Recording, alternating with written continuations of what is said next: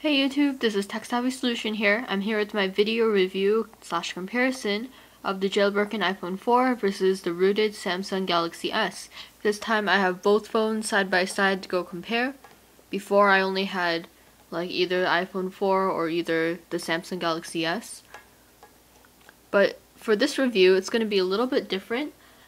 First, I'm going to be breaking up the review into like 3 sections. The first section is of course this introduction. The second section is going to be comparing just the two phones that they don't necessarily have to be jailbroken or rooted. I'm just going to compare the stock features of each phone. And then the third section is going to be reviewing the actual jailbroken iPhone 4 versus the actual rooted Samsung Galaxy S. And just compare the jailbroken features and the rooted features and have them face up head to head.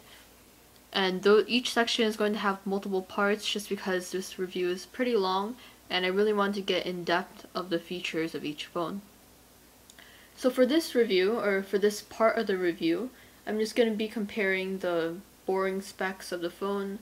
I'm getting the specs from gsmarena.com. You can read it yourself, but right now I'm going to explain what each of them mean because it could be confusing for some people. So first, generally for both phones, they both run on 2G network and 3G network. However, for the Samsung Galaxy S, it will only run on the 3G network of AT&T, and 2G and 3G for AT&T, but only 2G for T-Mobile. So you only get your voice and your edge data, not the high-speed 3G network for T-Mobile. So just keep that in mind if you want to purchase that phone and you're going to be using T-Mobile. Both of them were announced in June of 2010, or both of them were released June of 2010. The Galaxy S was announced in March. The dimensions of each phone are a bit different. Obviously, the Samsung Galaxy S is taller, but to be exact, the dimensions of the iPhone 4 is 115.2 millimeters long, and for the Samsung Galaxy S is 122.4 millimeters long, so it's taller than iPhone 4. The iPhone 4 is 58.6 millimeters wide, and the Samsung Galaxy S is 64.2 millimeters wide. The iPhone 4 is 9.3 millimeters thick, which is the thinnest in the market for smartphones, and the Samsung Galaxy S is just slightly thicker at 9.9 millimeters. You can't really tell the difference. You can see, you stack them, except for the antenna that bulges in the end of the Samsung Galaxy S. It's just a little bit noticeable when you're putting it in your pocket, because the iPhone is just a slab of glass and stuff, while you have this bump on the Samsung Galaxy S. The weight of both phones are a bit different. For the iPhone 4, it's heavier, surprisingly, at 137 grams, and for the Samsung Galaxy S, it's 119 grams. The reason for the heaviness for the iPhone 4 is because there's glass in the front and glass in the back, so it's just the material makes the phone heavier. For Samsung Galaxy S, it's made out of high quality plastic, which is lighter than the glass on the iPhone 4. The iPhone 4 features its Retina display at 640 by 960 pixels and a 3.5 inch screen.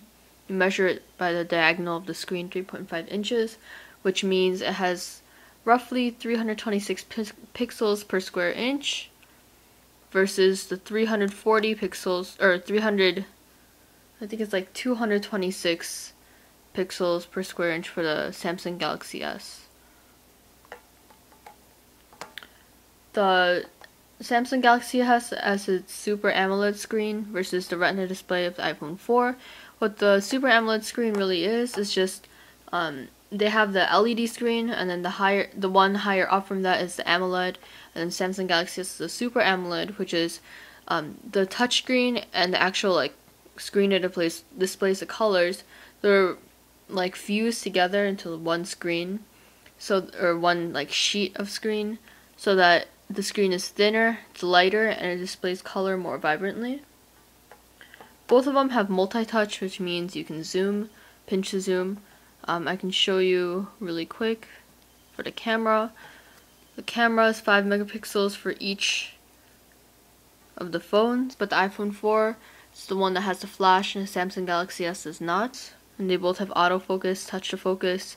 Although Samsung Galaxy S has more options that you can deal with for taking pictures. Anyways, I'm going to take a picture and show you the multi-touch function of both phones. Okay, so I'll go to preview for the iPhone 4 and I'll go to preview for the Samsung Galaxy S. Multi-touch is that you can, well, touch the screen at multiple parts of the screen for like pinch to zoom on Samsung Galaxy S, pinch to zoom on the iPhone 4. In my opinion, the iPhone 4's pinch to zoom is a bit more responsive than that of the Samsung Galaxy S's. Both of them have video recording at 720p at 30 frames per second. See if I can get to the video recording of Samsung Galaxy S and of the iPhone 4. It's already on there.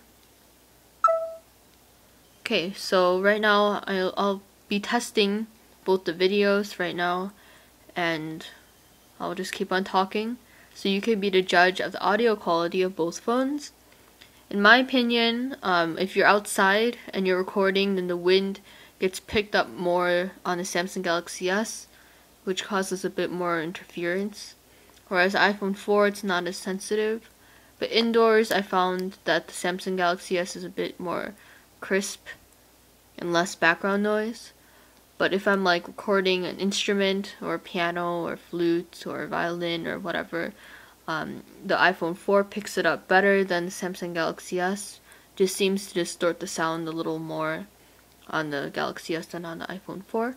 But you can be the judge. So I'm going to pause this video or stop this video, and you can be the judge right now. See the quality of the video.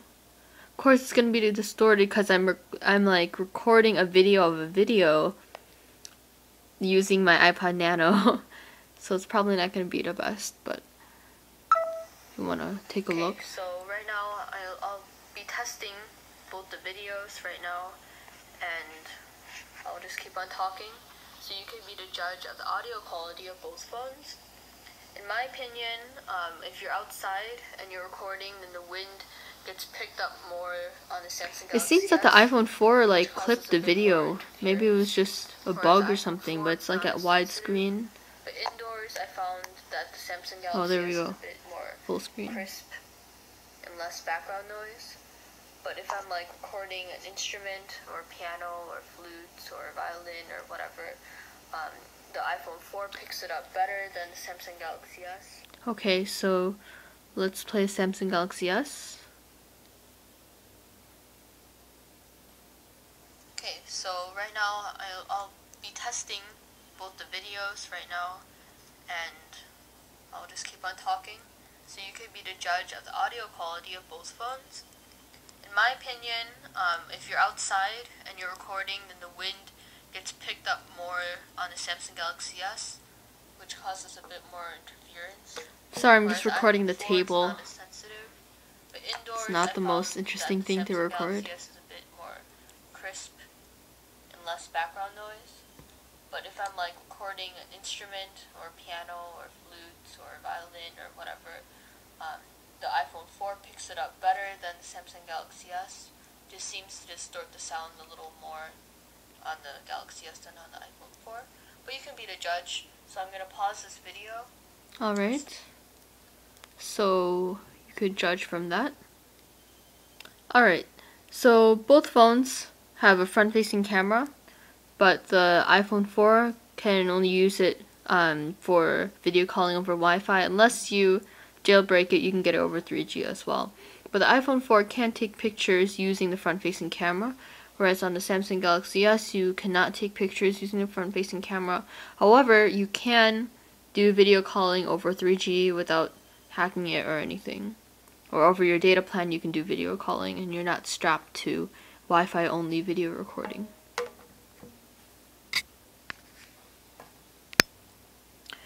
The iPhone 4 has its 3-axis gyro sensor.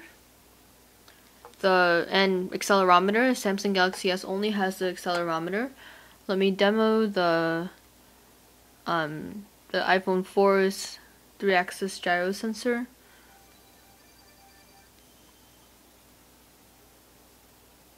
So if I select this, go here.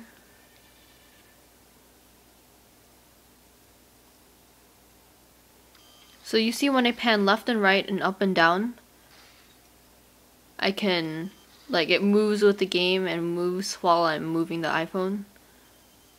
So that's what the gyro sensor is all about. Both of them feature a 3.5mm headphone jack on the top of the phone, so you can use any of your standard headphones. You don't have to buy an adapter or anything. Both phones come in different memory models. For the iPhone 4, comes in a 16GB and 32GB version of internal flash memory. For Samsung Galaxy S, comes in 8GB and 16GB version of the internal flash memory. However, you can expand that memory with a micro SD card of up to 32GB, so you have a total storage for the Samsung Galaxy S of up to 48GB of storage versus the maximum capacity of the iPhone 4 is 32GB.